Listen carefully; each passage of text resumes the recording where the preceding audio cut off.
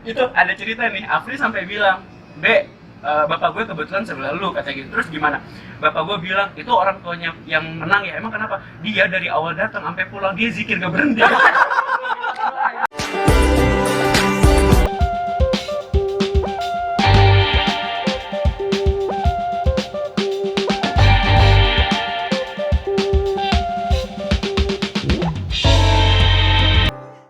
Hai, assalamualaikum warahmatullahi wabarakatuh. Selamat datang. Jadi aku hari ini ada bareng 3 merah-merah. Siapa mereka kita bakal kenalan satu-satu. Yang jelas mereka adalah putra-putra Bumi Siliwangi, Universitas Pendidikan Indonesia, yang kita bakal sharing hal-hal yang tentunya menginspirasi kalian sebagai mahasiswa muda di luar sana untuk terus berkiprah dan jadi pribadi yang positif. Ya, jadi pertama kita kenalan dulu dari yang ujung sana. Silakan. Oke, semuanya halo, perkenalkan. Nama saya Iwan Ali Ramdhani dari Pendidikan Matematika Angkatan 2016. Matematika ya. Halo, saya Doni Harwatra dari Pendidikan Matematika juga angkatan 2013. 13. Habis mau matematika ya? Oke. Perkenalkan, saya Muhammad Lubis Ismail dari Pendidikan Guru Sekolah Dasar Kampus Daerah Cibiru angkatan 2013. For your information, kenapa ada kampus daerah Cibiru? Jadi UP itu terdiri dari 1 kampus pusat di Bumi Siliwangi dan 5 kampus daerah. Ada Serang, Tasikmalaya, Tasik, Purwakarta, SPR, Purwakarta, Sumedang. 5 kampus daerah yang ada di UP. Nah, jadi di video ini PPBS bakalan kasih tahu kalian semua gimana sih proses mereka bisa masuk ke keluarga PPBS, dan ya itu aja deh dulu. Pertama dari Kang TB dulu. Gimana awal proses masuk ke dunia PPBS ini?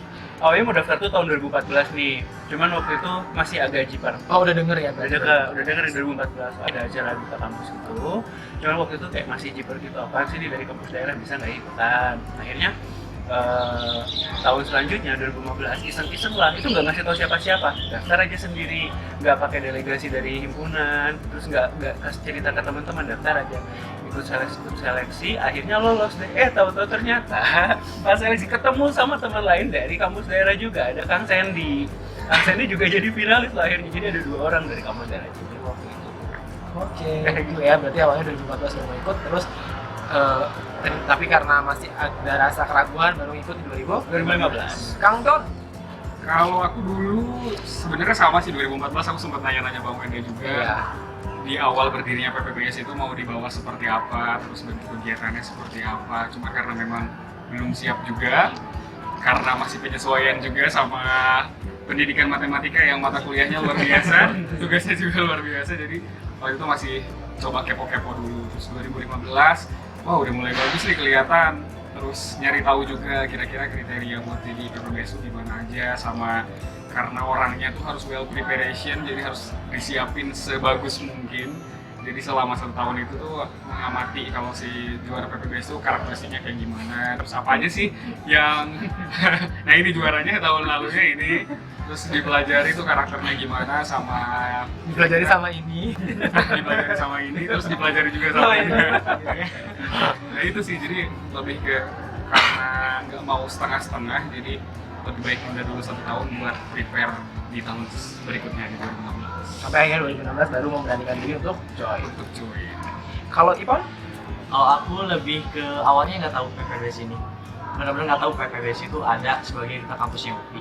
Tahun 2016 sebagai Maru, cuman tahunya ketika aku ikut acara Segi 5 yang waktu itu bisa dikatakan bukan paksaan ya, tapi kayak sukarela. Nah, ikut Segi 5 sebagai Maru dulu. Jadi ikut Segi 5 dan ketemu ini founder.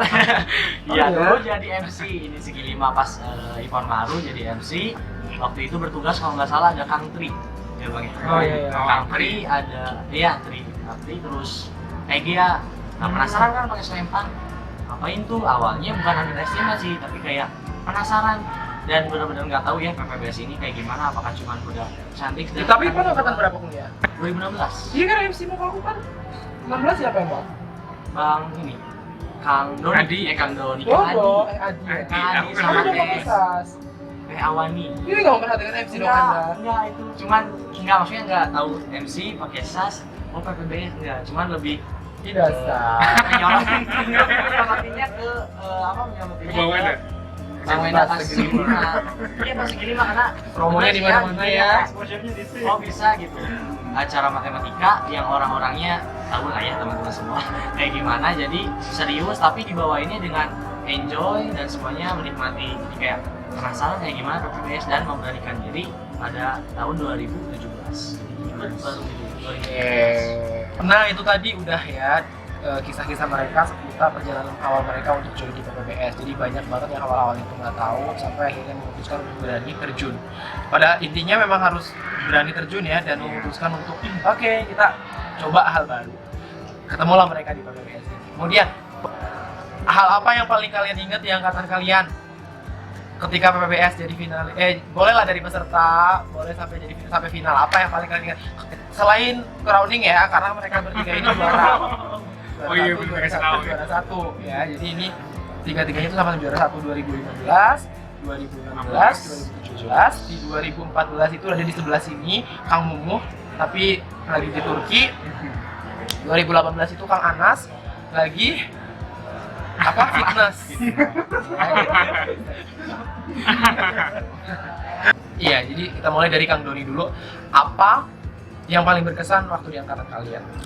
Waktu di angkatan 2016 sebenarnya hampir semuanya berkesan. Yang pertama, saat pendaftaran atau seleksi kan semua peserta udah dikumpulin. Ternyata nggak menyangka akan sebanyak itu pesertanya. Terus dengan kualitas yang ratusan kayaknya yang terbanyak ya angkatan 2016 tuh peserta yang ikutan seleksi. Nah di situ dengan berbagai macam latar belakang jurusan, terus umur-umurnya masih pada muda. Kebetulan waktu itu tinggal 1 tahun terakhir ya kalau nggak salah daftar sebelum akhirnya ditutup nggak boleh ikutan. Nah terus ya banyak sih di situ kayak waduh ini yang jauh lebih muda banyak, yang secara fisikly lebih oke banyak, yang mungkin lebih pintar juga banyak karena pada saat 2016 tuh seleksi kayak pintar-pintar semua dan berani-berani untuk speak up gitu di 2016. Tapi akhirnya ya alhamdulillah mungkin jalannya sudah di situ, terimalah sebagai peserta. Lebih kaget lagi karena ternyata yang masuk jadi finalis itu juga yang terbaik dari yang terbaik gitu. Terus setiap karantina juga kita selalu belajar hal baru karena di PPBS itu Bang Wenda ini selalu menekankan bukan nerima yang jadi satu paket komplit yang udah jadi, tapi memang yang mau ditempa dari awal dan mau menghebat bersama, intinya gitu sih. Meskipun di angkatan saya ini banyak banget yang lulusan dari Mojang dari Kabupaten Bandung, ada dari mana gitu, yang dari basicnya modeling, yang dari apa, tapi semuanya kembali lagi dari nol, istilahnya menghebat bersama, saling bantu satu sama lain. Yang sudah hebat menghebatkan yang lain, yang belum hebat pun dihebatkan sama yang lain, jadi saling membantu satu sama lain gitu sih. Kalau masalah ilmu, wah banyak banget ilmu tentang aura, public speaking, lingkungan, wah banyak ya pokoknya kampus ini banget. banyak. Kalau yang paling apa ya, kayak yang paling memorable yang kayak aduh lucu atau apa gitu lah. Kalau aku sih ada yang memorable itu ketika interview akhir. Ya, kan? Oh ya. Nah itu momen-momen paling emosional sebenarnya. Pertanyaan rahasia. Nah, jadi ada beside yang interview akhir itu dengan juri-juri, ada Bang Wenda, ada putra-putri Komisi Luang sebelumnya, dan ada Akang Teteh yang lainnya juga. Nah, itu pasti jadi momen yang paling mendebarkan itu untuk semua finalis setelah menjalani seluruh rangkaian karantina. Tapi ternyata ya, di saat yang lainnya interview, kita di ruangan lain itu kita sharing satu sama lain, sebenarnya lebih ke mengeluarkan kira-kira ada unek-unek nggak sih selama ini, itu selama karantina ataupun selama menjalani proses jadi PPBS itu di luar, di keluarga, di teman-teman nggak ada masalah atau enggak. Dan di situ semua pecah nangis, semua ternyata nggak ada satupun orang yang nggak punya masalah ketika ikutan PPBS itu. Jadi kalau aku sendiri sih meyakini bahwa mereka yang datang di sini tuh benar-benar mereka yang mau niat gitu, yang niat mau menempa diri jadi versi terbaiknya mereka. Karena banyak banget yang dikorbanin ternyata di balik itu semua, di balik keprimaan mereka dengan mengeluarkan yang terbaiknya selama karantina tuh ada kisah-kisah sedih di belakangnya.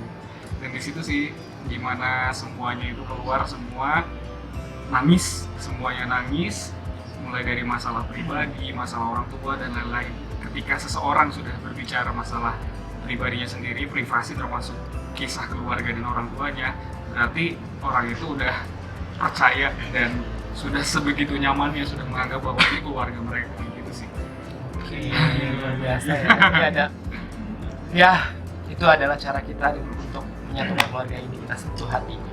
Karena sesuatu yang dibangun dengan hati akan selalu sampai Ke hati.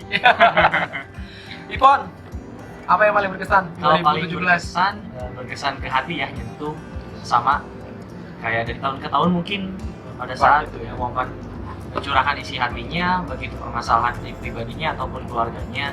Tapi pada angkatan 2017 dulu itu sampai malam kalau nggak salah, sebelum pembagian kaos PPBS. Jadi mendapatkan ini itu tidak mudah. Ketika dinyatakan finalis pun itu belum sah gitu ya. Kita yang peserta itu merasakannya belum sah.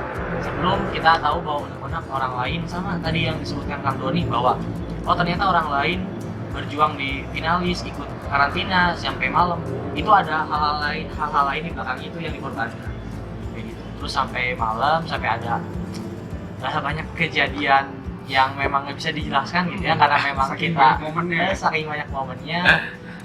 Itu sih yang paling berkesan dari angkatan Jadi yang touching ya, paling yang yang terasa. Kalau dari 2015 Jadi saya rata-rata ngejelasin yang menyentuh hati gitu ya, pengalaman-pengalaman yang kayak cukup penuh dengan compassion. Mungkin ini ada kayak cerita apa ya, dibilang lucu, agak cukup menyakitkan juga buat teman-teman 2015. Kebetulan kalau 15 kan masih awal branding nih. 15 itu masih awal branding, kita butuh kayak buat memperkenalkan PPBS waktu itu. Dan itu di sekitar minggu keberapa ya, minggu-minggu dekat ke grand final, kita lagi capek-capeknya latihan nari. Suatu ketika ada momen di mana kita ada kesempatan buat memperkenalkan PPBS nih ke rektor yang kebetulan sedang membuka acara di Disnatalis waktu malam-malam tuh. Kita waktu itu lagi latihan nari. Latihan nari baru selesai sampai jam 7. Jam setengah 8. Setengah 8. Habis itu juga momennya kayaknya habis bagi kaos ya. habis bagi kaos. Iya, Habis bagi kaos. Itu teman-teman, ada satu tuh Teh Irma kasihan banget, kalau Teh Irma kakinya udah bengkak gara-gara pakai heels. Tapi semuanya kayak benar-benar show must go on, kita ini turun ke depan. Itu apa sih depan itu?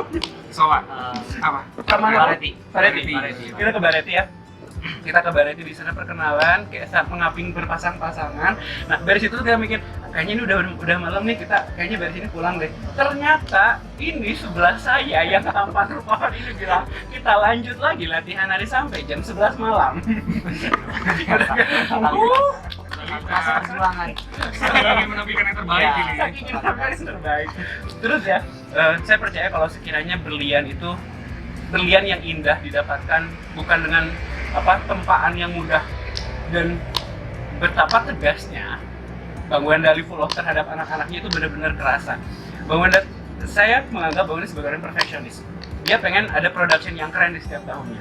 Dan tahun saya kena sambar semuanya. Kalau kita emang leye-leye, kita lengah udah kena sambar. Saya paling sering dimarahin waktu itu. Tapi itu benar-benar kerasa ke saya kalau saya harus makin disiplin. Gara-gara apa coba? Lagi pembagian baju, kepala saya melek ke kiri. Dia teriak, "TB, kalau kamu nggak fokus, kamu pulang hari ini." Dan itu H-1 grand final. Itu langsung kayak kepikiran, oke, saya harus fokus. Emang benar. Kalau sekiranya emang benar-benar kita nggak fokus buat itu, udah kita lost aja gitu. Dan sebenarnya itu yang ngebentuk sampai sekarang bahwa segala sesuatunya yang kayak kalau dijalanin dengan ikhlas, dengan hati, emang benar-benar kerasa kok. Daripada ya sebatas kayak udah sih capek, tapi serius itu kayak banyak banget momen-momen lain yang sebenarnya ya luar biasa lah buat kami lagi. Utamanya di 2015. Karena setiap tahun itu sebenarnya teman-teman PPBS itu terus berbenah. Kayak tadi yang dibilang sama Doni, Ipon ataupun TB. Jadi abang nih khususnya sebagai founder tiap tahun itu memang selalu minta untuk kayak apa nih perbaikan apa nih yang harus kita lakukan. Di 2014 kan tentu punya evaluasi, 2015 punya evaluasi, 2016 punya evaluasi, 17 evaluasi, 18 evaluasi, 19 pun nanti pasti punya evaluasi yang harus diperbaiki. Bahkan kayak abang sendiri pribadi punya target bahwa PPBS 2014 tuh ada dulu. Karena kalau udah ada, rasanya untuk kemudian melanjutkan itu kita udah punya bekal gitu. Di 2015 barulah ya sama dibilang TB tadi, kita mencoba untuk branding. Nah, disitulah muncul Instagram, disitulah muncul Facebook. Karena di bener-bener 2015 itu nggak ada ini, nggak ada yang kayak gitu-gitu, nggak kepikiran gitu. Yang penting ada dulu aja weh, ada dulu aja weh gitu. Photoshoot ala, tapi itu keren loh. 2015. Hal-halnya bagus. Hal-halnya bagus. Hal-halnya bagus. Nah habis itu, tapi nggak sampai pilih baju ini, mereka kan dipakein baju-baju kece. Habis itu di 2016 itu sudah beda lagi targetnya. Kita benar-benar pengen yang inspiring apa segala macam, udah mulai terus kita tingkatkan taraf-tarafnya gitu. Nah makanya sampai kesini juga kita terus berbenah. Makanya kalau tadi dibilang sama Doni bahwa di keluarga ini tuh kita nyari siapa aja yang mau belajar, ya benar gitu, karena kita nggak bukan ajang yang menerima produk jadi. Aku percaya bahwa setiap organisasi itu punya culture masing-masing. Barangkali dia juara di daerah di tempat mana, ketika dia masuk culture kita dia nggak cocok, ya kalau nggak cocok ya nggak cocok gitu. Jadi tapi kalau orang mau belajar nggak cocok itu bisa diarahkan untuk menjadi cocok. Makanya selalu ketika ada rekrutmen pemilihan putra putri Bumi Siliwangi, pasti abang bilang sama ketuanya, kanjengnya, atau kaptennya, abang bilang syaratnya mana untuk di pamflet ini gitu. Pasti selalu tertulis mau dibentuk dan mau untuk belajar. Kan selalu ada ya, kayak gitu. Dan yang harus kalian tahu juga semuanya, PPS itu kayak dari awal sampai akhir tuh ya istilahnya bisa ditebak ya, bukan bisa ditebak, bisa jelas indikatornya ya. Jadi kayak kita punya keluarga nih, di keluarga ini kita saling menghebatkan, kayak yuk kita tolong satu sama lain, karena kalau nolong orang kita mesti bakal ditolong. Itu dari tiap tahun, dari zaman awal sampai sekarang itu terus dibawa. Jadi kita punya apa ya, kayak culture yang jelas di keluarga ini, dan tujuannya memang supaya membentuk karakter gitu. Sebenarnya kalau orang yang udah jadi tuh sebenarnya bagus juga gitu, udah paket lengkap, cuman tergantung bagaimana orangnya mau menularkan itu ke yang lainnya atau tidak gitu. That's the point ya. Jadi intinya ya down to earth lah ya, jangan itu jangan menjadi gelas penuh, tapi jangan pula menjadi gelas kosong. Jadi jadilah gelas setengah penuh. Jadi mau diisi oke, mau diminum pun ada isinya. Itu pada saat proses ya Bang? Pada saat proses. Itu proses ya. Proses. Berikutnya, pada saat final ya. Langsung pada kenal semua kalau main.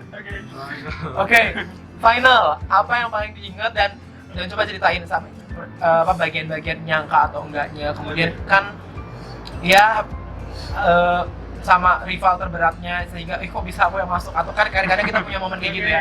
Semua orang itu kan pasti punya kayaknya mungkin dia punya peluang untuk masuk, dia kansnya untuk lebih juara, kok aku sih gitu. Nah, akhirnya kok aku sih. Nah, coba ceritain itu, mulai dari TB. Oke.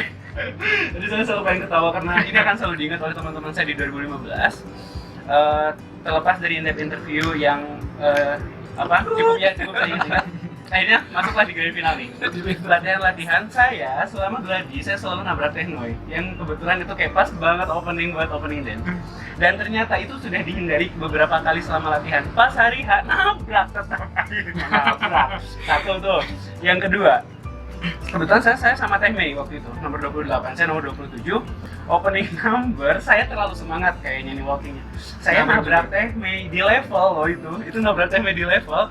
Dan Teh Mei untungnya dia kan ini banget ya, Viking banget, ladies Viking banget gitu. Jadi orangnya kuat banget. Kalau dia lengah udah saya banting, dia jatuh tuh dari level. Tapi dia kuat dan akhirnya kayak aduh ya ampun, kayak bener-bener gak nyangka, kayak 2 kali ngapain saya kayak gitu. Nah pas moment of 7 optimis ya. Cuman waktu itu kayak udah kayak nothing to lose, hasilnya kayak gimana nanti. Karena waktu itu kan kasar nih ya, mega favoritnya waktu itu kan ada Erik, ada Jajang, ada Adi, yang mereka ya backgroundnya udah bagus. Top 7-nya siapa sih? Erik, Jajang, Adi, Afri, Fizar, Sandy, TB. Akhirnya pas lolos ke 7 besar aja kayak saya nggak bisa nahan ekspresi excited saya gitu loh, kayak oh my god kayak gitu aja lolos ke 7 besar. Question and answer, akhirnya ditolati. Pas masuk 3 besar mas udah kayak lebih tenang sebenarnya, mungkin karena udah yaudah deh gitu, ini udah kayak beyond expectation bener gitu kan. Pas di top 3 mungkin waktu itu ya sama Adi, kebetulan waktu itu emang gimana ya, bersahabat iya dan merasa rival juga ya sama Adi emang orangnya kompetitif banget gitu, tapi Adi terbuka gitu dengan pendapat dari rekan-rekan. Jadi waktu itu akhirnya ya pas kepilih, saya udah lupa etika tentang crowning. Saya bener-bener lari buat meluk ayah saya waktu itu, karena waktu itu keluarga saya nonton cuma ayah sama adik saya. saya bawa supporter dari Cibiru sekitar cuma 20 orang. Sedangkan FPSD gengnya Nenden mereka hampir bawa 200 orang jiper dulu untuk opening Nenden. Banyak ya. Bahkan bapak saya tuh datang, orang lain kan pada pakai suit and tie ya. Bapak saya datang tau nggak pakai apa? Dia pakai gamis. Dia habis pengajian sama adik saya dia pakai gamis. Terus kayak yaudah, Kekuatan doa. yang penting saya ditonton sama bapak saya gitu. Itu ada cerita nih, Afri sampai bilang, bapak gue kebetulan sebelah lu kata gitu. Terus gimana? Bapak gue bilang itu orang tuanya yang menang ya. Emang kenapa? Dia dari awal datang sampai pulang dia zikir gak berhenti. Kekuatan doa. Dia benar subhanallah dari awal datang sampai pulang. Itu yang diingat Abraham sih. Iya, berarti bawa orang tua, Kasih gamis. Asli itu bodas. Oke lanjut. Aduh. Itu ya, Kayak gitu. Ingat banget sih waktu itu ketika dia lari, aku masih juga jadi apa-apaan dia lari. Oke, Doni. Kalau grand Atmosfer final, final, betul. Atmosfer final sebenarnya udah kerasa dari sebelum-sebelumnya ya, karena 2016 mungkin bisa dibilang aura kompetisinya tuh wah sangat Iya. terasa gitu, panas gitu. Sebenarnya kita saling menghangatkan, tapi tetap ya yang namanya Iya. kompetisi itu pasti ada target-target tertentu. Ada jambak-jambak secara dulu ya. Iya, yang tiba-tiba yang sehari-hari biasa aja tiba-tiba mendekati final, ada yang jadi dark horse juga ada gitu. Kayak ngerasa, dia kok tiba-tiba jadi oke gitu. Nah, ada juga yang mungkin wah banyak lah pokoknya aura kompetisinya sangat terasa gitu. Terus pas grand final karena kita itu budaya Bali kebetulan 2016. Dan itu keren banget. Nah, Ya, itu sebenarnya kita ada something. Sebenarnya kita para cowok tuh pas tahu Bali, wow, Bali. Bali oke. Kecak, oke. Berarti kan kalau yang namanya tarik kecak otomatis topless. Sedangkan kita merasa bahwa badan kita tuh biasa aja gitu. Cowok prenagen. Belum, saya waktu itu masih kurus Pak. Oh, kurus. Belum segemuk sekarang kan.